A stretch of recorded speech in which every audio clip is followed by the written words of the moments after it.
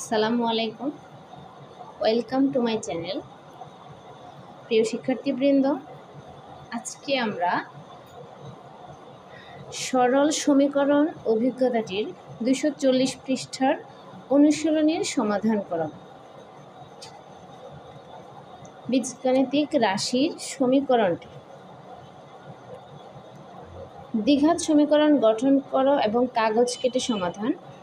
আচ্ছা, আমরা কাগজ কেটে সমাধানটা বাদ দিব। আমরা ঠিক জেনারেল সিস্টেমে যেভাবে আমরা অঙ্ক করাবো খাতায় কলমে, সেই সিস্টেমে আমি অঙ্ক বুঝাবো। প্রশ্নটা দেখি। 1, রাকার কাছে যত টাকা আছে তার বন্ধুর কাছে তার চেয়ে আরও 10 টাকা বেশি আছে। দুজনের টাকার গুণফল 119 হলে কার কাছে কত টাকা আছে? খেয়াল করি, বলছে রাকার কাছে যত টাকা আছে তার বন্ধুর কাছে তার চেয়ে আরও 10 টাকা বেশি আছে। তাহলে এখানে রাকার কত টাকা আছে আমরা সেটা জানি না। আমরা ধরে নিতে পারি রাকার X টাকা আছে, Y টাকা, Z টাকা, যে কোনো একটা অজানা রাশি ধরে নিতে পারি, তার থেকে আরও 10 টাকা বেশি। তাহলে রাকার টাকার সাথে আরও 10 টাকা যোগ করলে রাকার বন্ধুর টাকা হবে, এবং দুজনের টাকা গুণ করলে হবে কত টাকা? 119 টাকা। তাহলে কার কাছে কত টাকা আছে? প্রিয় শিক্ষার্থী, আমরা খেয়াল করি, প্রথমেই বলেছে আমাদেরকে দ্বিঘাত সমীকরণ। এই দ্বিঘাত সমীকরণ বলতে আমরা কি বুঝি? এক ঘাত বলতে যেমন আমার এখানে আমি লিখি, খেয়াল করো, এক্স স্কোয়ার। খেয়াল করো, এখানে আমি লিখছি এক্স, এখানে লিখছি এক্স স্কোয়ার। এখানে আমার এক্সের উপরে কিন্তু কোনো পাওয়ার দেওয়া হয় নাই। এই ঘাত বলতে আমরা বুঝি পাওয়ার, সূচক, ঘাত, শক্তি, এর অনেকগুলো সমার্থক শব্দ আছে। তো এই এক্সের উপরে কিন্তু পাওয়ার মনে মনে এক থাকে। যে কোনো চলকের উপরে যখন কোনো পাওয়ার থাকে না, তখনই আমরা ধরে নেব মনে মনে পাওয়ার এক থাকে। এক হলে সেটা দেখানো হয় না, আর একের বেশি হলেই তখন কিন্তু পাওয়ারটা দেখানো হয়। আর যখনই পাওয়ার 2 হয় তখন সেটাকে বলা হয় দ্বিঘাত।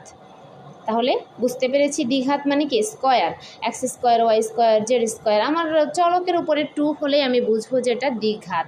আর সমীকরণটিতে চলকের পাওয়ার 2 হলে আমরা বুঝবো এটা দ্বিঘাত সমীকরণ। রাকার কাছে যত টাকা আছে, তাহলে আসো রাকার কাছে কত টাকা আছে, তার বন্ধুর কাছে কত টাকা, আর তাদের টাকার গুণফল বলেছে 119 টাকা। আমরা ধরি রাকার কাছে আছে X টাকা, তাহলে রাকার কাছে যেহেতু X টাকা আছে, রাকার থেকে রাকার বন্ধুর কাছে 10 টাকা বেশি আছে। তাহলে রাকার টাকার সাথে বন্ধুর বেশি টাকা 10 টাকা যোগ হবে, X প্লাস 10 টাকা। এবার বলেছে দুজনের টাকার গুণফল 119 টাকা। শর্ত মতে X into x plus 10 is equal 119, মানে 119 টাকা। তাদের শর্ত মতে এটা হচ্ছে X গুণ X প্লাস 10 ইকুয়াল 119। তাহলে এবার দেখো, এক্সের সাথে যদি আমরা এক্সকে গুণ করি, এক্স এই ভিতরের ব্র্যাকেটের ভিতরে দুটি পদের সাথেই কিন্তু গুণ। এক্সের সাথে এক্সকে গুণ করলে এক্স স্কোয়ার, এক্সের সাথে 10 গুণ করলে 10x, আর ইকুয়াল 119 যা আছে তাই। এবার 119 সমান চিহ্নের ওপাশ থেকে যদি 119কে আমরা এই পাশে নিয়ে আসি, এক্স স্কোয়ার প্লাস 10x, এটা এই পাশে আছে প্লাস। সমীকরণের অঙ্কগুলোর ক্ষেত্রে আমাদের একটা জিনিস মাথায় রাখতে হবে, সমান চিহ্নের এক পাশ থেকে আরেক পাশে যখন আমরা পদগুলোকে স্থানান্তর করব, তখন আমরা তার চিহ্নের পরিবর্তন করব। যেমন এটা আছে যোগ, এ পাশে আসলে হয়ে যাবে বিয়োগ। আবার যদি বিয়োগ থাকতো তাহলে হতো যোগ। প্রত্যেকটা পদ ঠিক তার বিপরীত চিহ্নটি অবলম্বন করবে। তাহলে এখানে এটা আছে প্লাস, এখানে আসছে হয়েছে মাইনাস। আর এই সমান চিহ্নের এর পাশে কোনো পদ নাই, তাহলে সে পেয়েছে 0। এখানে যেহেতু কিছু নেই তাহলে এটা 0। এবার এখানে দেখো, দ্বিঘাত বিশিষ্ট সমীকরণ হয়ে গেছে x square plus 10x minus 119। এটাকে আমরা মিডল টার্ম, মধ্যপদকে ভাঙানোর সিস্টেমে আমরা উৎপাদক বিশ্লেষণের মাধ্যমে করব। আমরা বিগত লসাগু গসাগুর অধ্যায় করেছি কিভাবে আমরা মধ্যপদকে 2 পদে বিভক্ত করে উৎপাদকে বিশ্লেষণ করি। তাহলে এখানে খেয়াল করো, মধ্যপদকে 2 পদে ভাঙানোর আমাদের প্রথম শর্ত হচ্ছে প্রথম পদ এবং তৃতীয় পদ গুণ করে ওই গুণফলের সমান মধ্যপদকে যে 2টি পদে ভাগ করব, সেই 2টি পদের গুণফল প্রথম পদ এবং তৃতীয় পদের গুণফলের সমান হওয়া লাগবে। তাহলে এখানে আছে এক্স স্কোয়ার এবং 119 গুণ করলে কিন্তু 119 এক্স স্কোয়ার হয়। এবার দেখো, মধ্যপদ আছে 10x। আমি কিন্তু তোমাদেরকে বলছি আমাদের বোঝার সুবিধার্থে বা আমাদের অঙ্কটা রপ্ত করার সুবিধার্থে তৃতীয় পদের আমাদের যে চিহ্নটি থাকবে ওই চিহ্নটি যে চিহ্ন হবে মধ্যপদটাকে আমরা ওই চিহ্নের উপরে বেসিস করেই কিন্তু ভাঙবো। যেমন এখানে মাইনাস থাকলে আমরা মধ্যপদটিকে বিয়োগের মাধ্যমে দুটি পদে ভাগ করব, যদি এটা প্লাস হয় তাহলে যোগের মাধ্যমে দুটি পদে ভাগ করব। এটা জাস্ট আমি বোঝার জন্য মনে রাখার একটা সহজ উপায় অবলম্বন করে দিয়েছি। 119কে দেখো এখন আমরা কিভাবে, ছোট একটি সংখ্যা হলে তো আমরা খুব সহজে এটার উৎপাদকগুলো বের করে ফেলতে পারি। এখন এটা একটি বড় সংখ্যা, স্বাভাবিক তোমরা বুঝতে একটু অসুবিধা হবে। এখন এটার আমরা মৌলিক উৎপাদকগুলো বের করব। 119কে কোন কোন সংখ্যা দিয়ে ভাগ করা যায়? 119-এর মৌলিক উৎপাদক আমরা দেখি 119কে একমাত্র 7 ছাড়া 119কে অন্য কোনো সংখ্যা দিয়ে ভাগ করা যায় না। তোমরা ক্যালকুলেশন করে দেখতে পারো। 7, 17, 119। এই 17কেও কিন্তু আর অন্য কোনো সংখ্যা দিয়ে ভাগ যায় না। 119-এর একমাত্র দুটি উৎপাদক আছে এবং দুটি উৎপাদকই হচ্ছে 7 এবং 17। এই 7 এবং 17 গুণ করলে 119 হয়। প্রিয় শিক্ষার্থী, আমরা বলছি 119কে 19-এর যে চিহ্নটি দেখো মাইনাস, এই 10কে কিন্তু মাইনাসের মাধ্যমেই ভাগ করব। তাহলে দেখো 17 থেকে 7 যদি বিয়োগ করি 10 থাকে, আবার 17-এর সাথে গুণ করলে 119, তাহলে হয়ে গেছে। যেহেতু 10 প্লাসের তাহলে 17টা দিব প্লাসের আর 7 দিব মাইনাসের। তাহলে কি হলো? x² + 70x - 7x - 119, 0। এবার এই দুই পদ থেকে কমন, এই দুই পদ থেকে কমন। এই দুই পদ থেকে আমি x কমন নিচ্ছি। x কমন নিলে এখানে থাকে x প্লাস এখানে শুধু থাকে 17, আর এখানে মাইনাস কমন যাবে, সাথে প্লাস 7 কমন যাবে। তাহলে -7 কমন গেল। মাইনাসে মাইনাসে গুণ করলে প্লাস হয়ে যায়, এখানে থাকে x, মাইনাসে মাইনাসে গুণ করলে প্লাস, এখানে 7 দিয়ে 119কে ভাগ করলে তো 17 পাবো। 17 লিখলাম। এবার x + 17 দুইটা থেকে একটা নিলাম, x - 7 = 0। এখন দেখো দুটির গুণফল, এটা একটা উৎপাদক, এটা একটা, দুটি উৎপাদকের গুণফল হচ্ছে 0। এক্ষেত্রে এটা সমানও 0, এটা সমানও 0। তাহলে কি হলো? এখানে x + 70 = 0। প্লাস, যেহেতু 70 এখানে প্লাসে 17, তাহলে এই পাশে আসলে 17 হয়ে যাবে মাইনাস। তাহলে x এর মান এখানে হয়ে গেল কি? -17। আর এখানে হচ্ছে x - 7 = 0। তাহলে এখানে x এর মানটা হয়ে গেল, -7কে যখন এ পাশে নিয়ে আসলাম সেটা হয়ে গেল +7।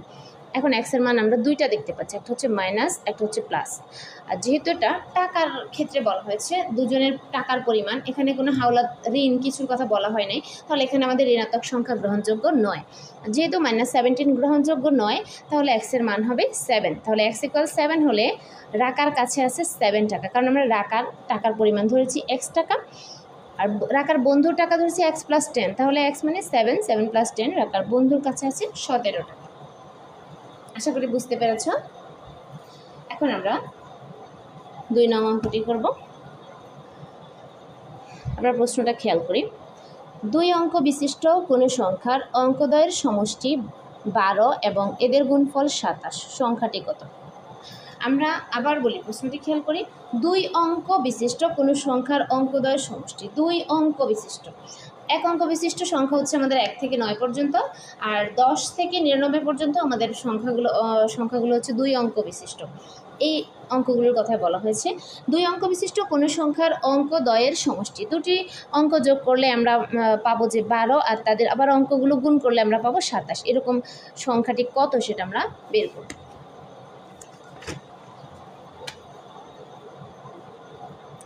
যেহেতু 2 অঙ্ক বিশিষ্ট, তাহলে অবশ্যই একটা অঙ্ক একক স্থানের অঙ্ক হবে, একটা অঙ্ক দশক স্থানের অঙ্ক হবে।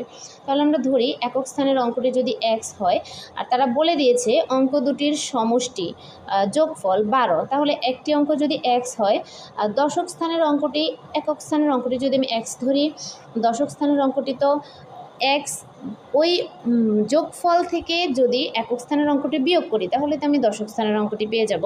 তাহলে 12 - x। তাহলে আমাদের সংখ্যাটি কি দাঁড়ালো? দেখো, একক স্থানের অঙ্কের মান 1, আর দশক স্থানের অঙ্কের জন্য আমাদের কিন্তু 10, মানটি 10 কিন্তু দশক স্থানের জন্য। একক, দশক, শতক আমরা পড়েছি না প্রাইমারি লেভেলে, একক, দশক, শতক, হাজার মানগুলো। তো দশকের জন্য কিন্তু আমাদের তার দশক স্থানের সংখ্যার জন্য আমাদের 10 মান, একক স্থানের জন্য 1। তো আমাদের দশক স্থানের অঙ্কটা যদি আমরা ধরি 12 - x, তার সাথে কিন্তু আমাদের 10, দশক স্থানের অঙ্কটির জন্য আমাদের 10 মানটা ব্যবহার করা হয়েছে, আর এখানে হচ্ছে একক স্থানের অঙ্কটি প্লাস এক্স, এটা হচ্ছে আমাদের সংখ্যাটি দাঁড়ায়। এবার দেখো প্রশ্ন মতে তারা বলেছে তাদের সমষ্টি 12 আর গুণফল হচ্ছে 27। তাহলে প্রশ্ন মতে কী দাঁড়ায়, আমাদের সংখ্যা একক স্থানের অঙ্ক যদি এক্স হয় আর দশক স্থানের অঙ্কটি যদি হয় 12 - এক্স, তাহলে এই দুটোটা গুণ করলে আমরা কত পাচ্ছি, 27। তাহলে এবার আমরা এক্স দিয়ে এদের দুজনকে গুণ করি। এক্স দিয়ে 12কে গুণ করলে 12x মাইনাস এক্স দিয়ে এক্সকে গুণ করলে এক্স স্কোয়ার ইকুয়াল 27, 27। এবার যেহেতু এক্স স্কোয়ারটা দ্বিঘাত বিশিষ্ট, এটার এক্সের পাওয়ার 2, এটা তো অবশ্যই আমাদের বীজগাণিতিক রাশির যে সিস্টেম অনুসারে যার পাওয়ার বেশি সেই রাশির প্রথম পদে আসে।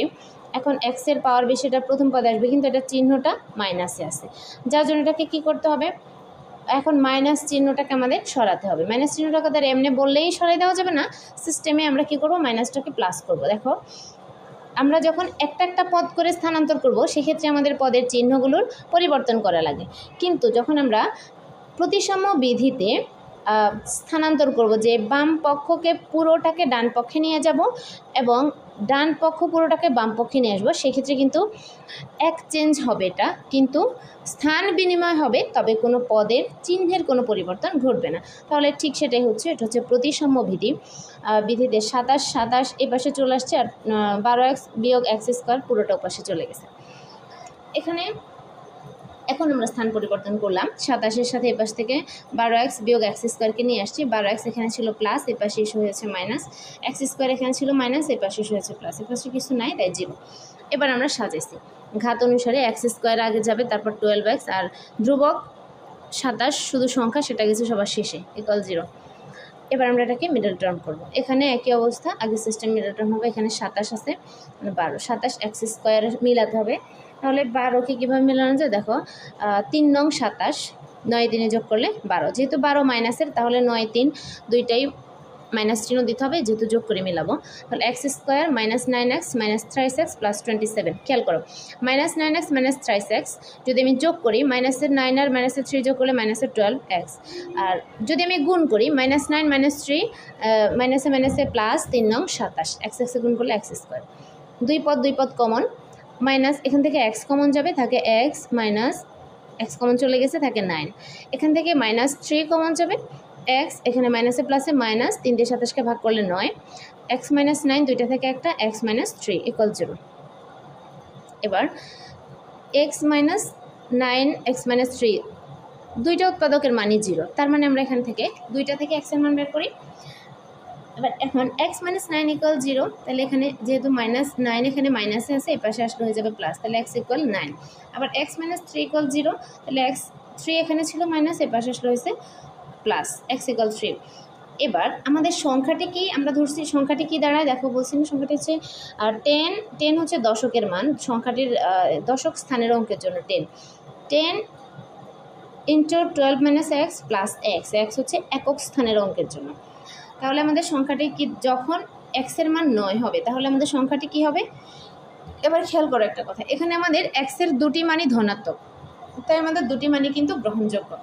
তাহলে এক্সের মান 9 হলে আমাদের সংখ্যাটি কি হবে, 10 12 মাইনাস এখানে এক্সের জায়গায় 9 বসালাম, প্লাস এক্সের জায়গায় 9, তাহলে আমাদের 12 থেকে 9 গেলে 3, 3 10 30, 30 আর 9 যোগ করলে 39। আবার এক্সের মান যখন 3, তাহলে সংখ্যাটি হবে 10 12 × 12 মাইনাস এখানে এক্সের জায়গায় 3 বসছে, প্লাস এক্সের জায়গায় 3, 12 থেকে 3 গেলে 9, 9 10 90, 90 আর 3 যোগ করলে 93। এক্সের মান যখন 9 তখন সংখ্যাটি হচ্ছে 39, এক্সের মান যখন 3 তখন সংখ্যাটি হচ্ছে 93। প্রিয় শিক্ষার্থী, আশা করি বুঝতে পেরেছ। অবশ্যই আমার চ্যানেলটি সাবস্ক্রাইব করবে, নতুন নতুন ভিডিও পেতে পাশে থাকা বেল আইকনটি অন করে দেবে। এখন আমরা 3 নং অঙ্কটি সমাধান করব। একটি আয়তাকৃতি ঘরের মেঝের ক্ষেত্রফল 132 বর্গমিটার, মেঝের দৈর্ঘ্যকে 6 মিটার কমালে ও প্রস্থকে দ্বিগুণ করলে ক্ষেত্রফল অপরিবর্তিত থাকে। ঘরের মেঝের দৈর্ঘ্য ও প্রস্থ কত? একটি আয়তাকৃতি ঘরের আয়তাকৃতি, আমরা জানি আয়তক্ষেত্রের ক্ষেত্রফল নির্ণয় সূত্র দৈর্ঘ্য গুণ প্রস্থ, আয়তক্ষেত্রের পরিসীমা নির্ণয় সূত্র 2 গুণ দৈর্ঘ্য যোগ প্রস্থ, তোমরা অবশ্যই আমার চ্যানেলে সার্চ দিলে পেয়ে যাবা পরিমাপের সূত্রগুলো। আমি পরিমাপের সকল সূত্র অলরেডি আমার চ্যানেলে দিয়ে দিয়েছি, সকল সূত্র একসাথে পেয়ে যাবা। আয়তক্ষেত্রের সূত্র, আয়তক্ষেত্রের ক্ষেত্রফলের সূত্র হচ্ছে দৈর্ঘ্য গুণ প্রস্থ, আয়তক্ষেত্রের পরিসীমা হচ্ছে 2 গুণ দৈর্ঘ্য যোগ প্রস্থ। কি বলেছে এখানে? আয়তাকৃতি ঘরের মেঝের ক্ষেত্রফল 132 বর্গমিটার। মেঝের দৈর্ঘ্যকে 6 মিটার কমালে ও প্রস্থকে দ্বিগুণ করলে ক্ষেত্রফল অপরিবর্তিত থাকে। ঘরের মেঝের দৈর্ঘ্য ও প্রস্থ কত? আচ্ছা ঠিক আছে, চলো আমরা এখন দেখি।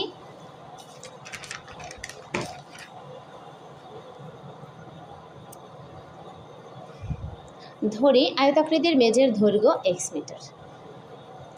যদি দৈর্ঘ্য x মিটার হয়, যেহেতু ক্ষেত্রফল দেয়া আছে, তাহলে প্রস্থ নির্ণয়ের সূত্র কি হবে?